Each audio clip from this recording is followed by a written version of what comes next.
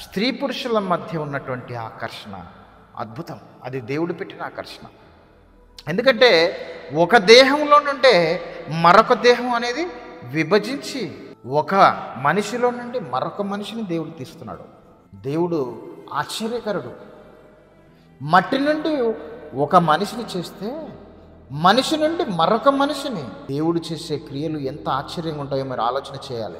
ఈరోజు కొందరు యేసుక్రీస్తు ప్రభువుని గురించి, ఆయన జననాన్ని గురించి ఎంత వెకిలి చేష్టలుగా, ఎంత అసహ్యంగా మాట్లాడుతున్నారో తెలుసా?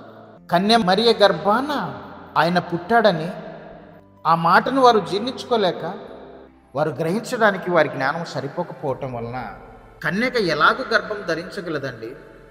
ఇది పిచ్చి కాకపోతే ఆమె మీద ఎన్నో భయంకరమైన అబండాలు మోపుతూ, ఎన్నో నిందలు వేస్తూ ఆ మహాతల్లి గురించి ఎంత అసభ్యకరంగా మాట్లాడుతున్నారో మీకు తెలియని విషయం ఏంటేం కాదు. సోషల్ మీడియాలో తల్లిని గురించినటువంటి మాటలు వింటుంటే కడుపు మండుతుందండి.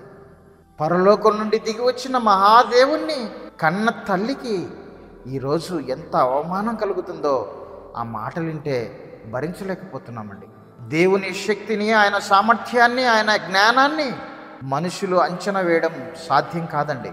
ఆయన పేరే ఆశ్చర్యకరుడు.